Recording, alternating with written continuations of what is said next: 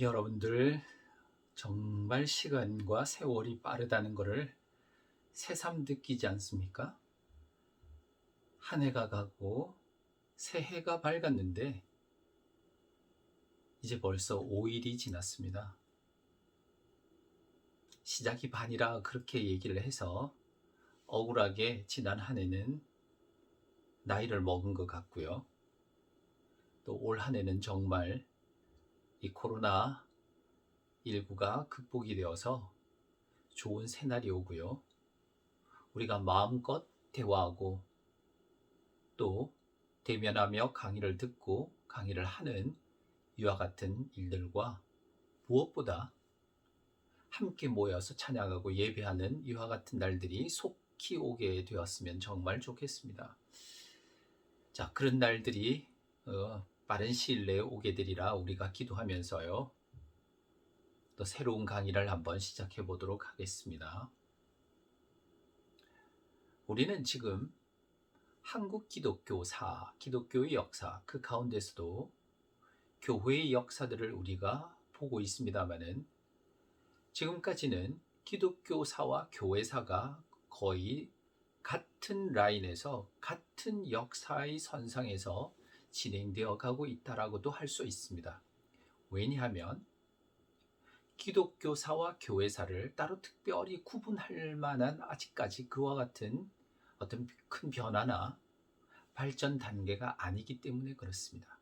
이제는 좀 더 조직적이고 교회가 중심이 되어서 역사 발전의 동인이 되고 그리고 한국 기독교 가운데서도 교회가 어떠한 사회적 역할을 감당하는가 하는 것들을 이제 우리가 배우게 되고 보게 될 것입니다.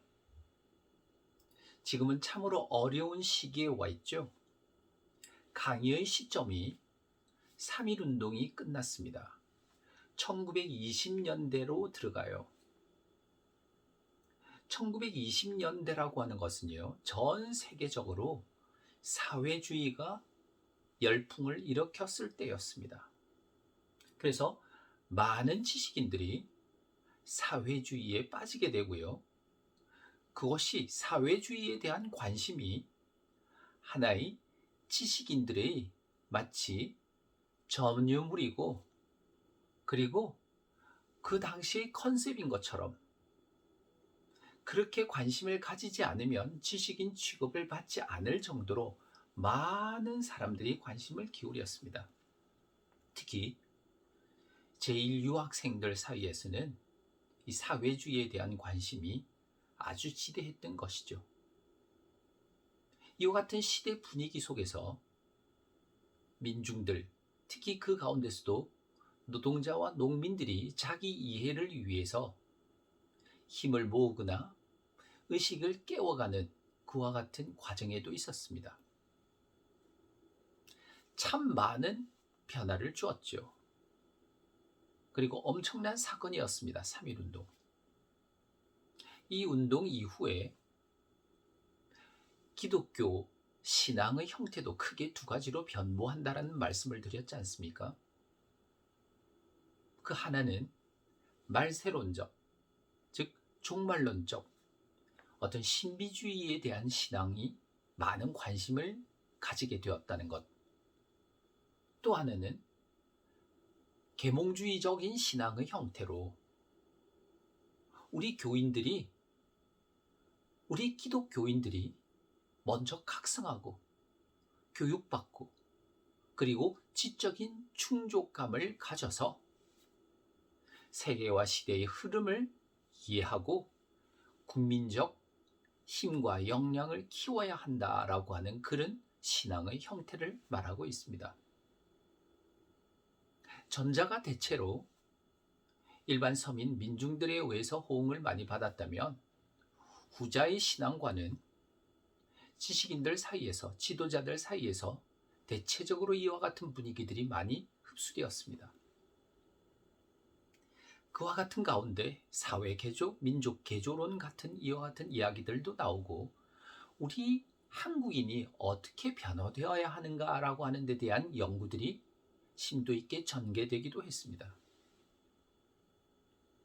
한편 단순히 이 독립운동이 거족적인 독립운동이 실패함으로 말미암아 모든 것이 끝난 상황은 아니라고 말씀을 드렸죠. 국내에서 하던 저항운동이 이제는 국외로 이주해서 중국 본토나 상해나 만주, 간도, 연해주 등지에서 끊임없는 투쟁을 계속적으로 전개하고 있었던 것이고요. 그와 같은 민족운동, 저항운동에는 기독교인들이 빠짐없이 참여하고 있습니다. 강우규와 같은 의사는 상당히 나이가 들었음에도 불구하고 저기 블라디보스톡과 그리고 연해주 지역을 중심으로 하는 신안촌, 블라디보스톡의 신안촌에 가서 독립의 의지를 불태웠고, 대한애국노인회, 대한애국노인동맹연맹회 이와 같은 조직을 통해서 호시탐탐 민족의 독립을 위해 일할 도구가 되기를 원했습니다. 기독교인 강우규. 이제 데라우치 총독이 물러나고요. 또 그리고 사이토 총독이 부임하죠. 사이토 총독이 부임한 것은 3.1 운동을 계기로 이른바 문화 정치를 추동시키기 위해서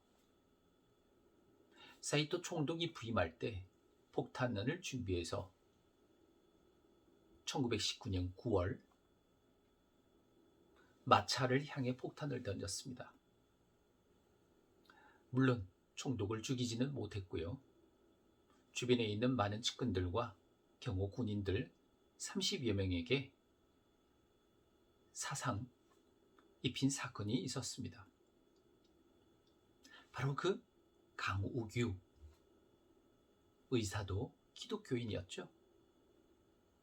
또 우리가 한국사 시간에 배웠던 김상옥이라는 분도 있죠. 김상옥. 1923년 그도 역시 국외에서 민족을 위해 일할 의열단에 가입하고요.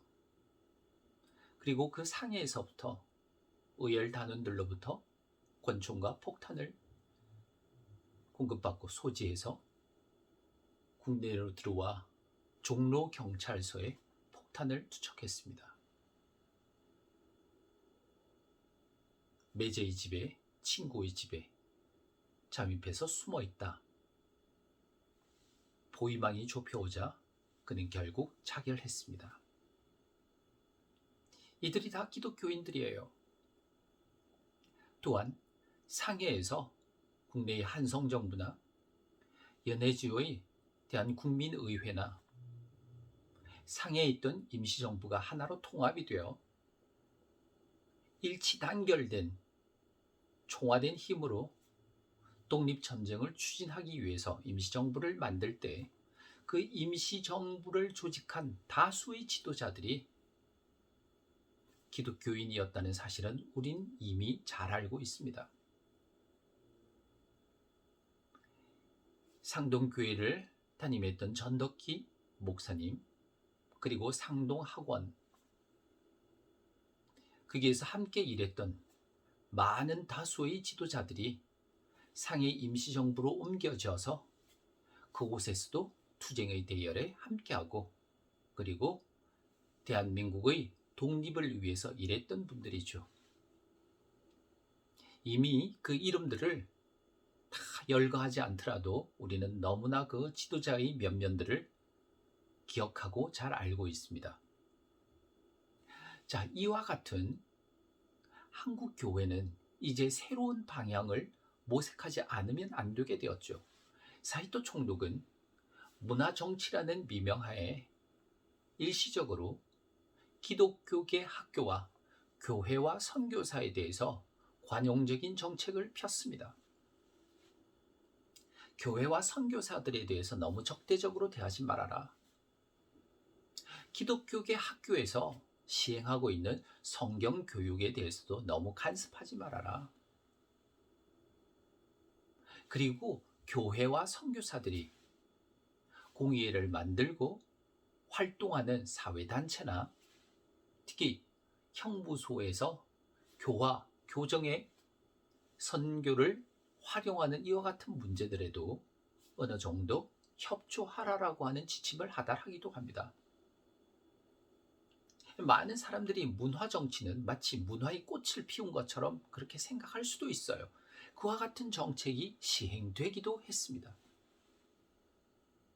하지만 결론적으로 말하면 문화 정치는 한마디로 우리 민족을 회유하고 그리고 이간시키기 위한 하나의 수단으로 활용하고 사용했다라고 하는 것은 우리가 여러 가지 정황 증거를 통해서도 알 수가 있습니다. 그 가운데서도 앞서 말씀드린 새로운 신앙의 두 가지 방향, 애국 계몽적 신앙이라고 하는 이와 같은 지식층들이나 그리고 학생 중심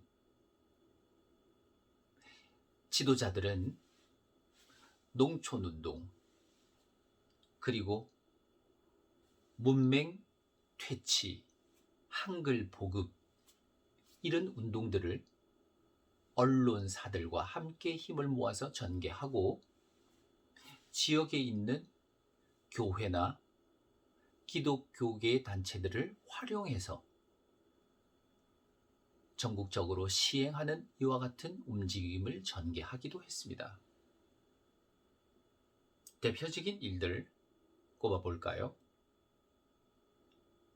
1907년에는 국채보상운동이라는 것이 있었고 그건 합방 이전의 이야기니까 이미 1907년의 사건으로 우리가 보더라도 이제 20년대에 들어와서 1922년 즈음에는 우리도 잘 아는 물산장려 운동이라는 걸 전개하기도 하죠. 바로 그 중심 인물이 평양에 있는 조만식 장로를 중심으로 전개되었습니다. 산정연 교회의 장로이면서요. 또 그리고 오산 학교의 교장도 지내시기도 했던 이 조만식 장로는 물산장려운동, 쉽게 말하면 국산품 애용과 같아요. 조선 사람이 조선 것을 써야 한다. 조선 사람은 조선 사람이 지은 옷을 입자. 조선 사람은 조선 사람이 만든 걸 먹자. 우리 손으로, 우리 민족으로 조선 사람 조선 것. 이와 같은 슬로건 아래 물산장려운동을 전개하죠. 교회가 많이 협조했습니다. 일제가 생각하기에도 조선은 한반도에는 가장 최상류층 지식인으로 교회 지도자들을 꼽아 생각하고 있었고요. 또 그리고 교단 조직이 이미 마련되어 있는 이 교회가 그들이 식민 통치에 있어서 가장 걸림돌이 될 것이다 라고 하는 것을 여러 총독이나 아니면 여러 학자들을 통해서도 누차히 정책적으로 일본 본토 내에서도 얘기가 되던 부분이고요. 총독부의 정책 자료에서도 드러나고 있습니다. 그만큼 교회와 교계 지도자들은 중요한 역할을 하는 것이죠. 단 여기서 선교사들의 태도를 우리가 어떻게 볼 것이냐. 앞서도 잠깐 말씀을 드렸습니다마는 선교사들은 우리나라에 나와 있는 선교사들은 수많은 선교사들은 본국, 다시 말하면 미국이나 캐나다나 그 본국의 정책에 따라서 이 정책이란 건 일본의 제국주의화, 식민지 정책 이와 같은 정치적, 외교적인 정책에 따라서 가급적이면 한국에서 정치에 개입하지 말라라고 하는 지침이 들어가죠. 그리하여 정교 분리라는 이름으로 거꾸로 적용되는 정교 분리론에 의해서 교회와 성도와 신자들이 지나치게 정치에 참여하거나 간섭하지 말라는 식으로 외면해 왔습니다. 모든 선교사들이 다 그런 건 물론 아닙니다. 하지만 우리가 이와 같은 모습들에서 20년대 이후에 다시 말하면 일본의 식민 통치가 본격화되어가는 이 과정에서 과연 교회는 어떠한 식으로 발전하며 변화되며 이 민족의 운명과 함께하고 있는가 하는 이 부분에 대해서도 살펴보는 것이 상당히 중요한 교회사의 관점이고 포인트가 되는 것이죠. 자, 그리고 일본의 종교 정책도 굉장히 교활한 방법으로, 아주 무자비한 방법으로 이제 교회를 무너뜨리기 위한 방법으로 전개되어 들어올 것입니다. 여기에 한국 기독교는 어떻게 맞서게 되는가요? 그건 다음 시간에 여러분들에게 말씀드리도록 하겠습니다. 수고하셨습니다. 감사합니다.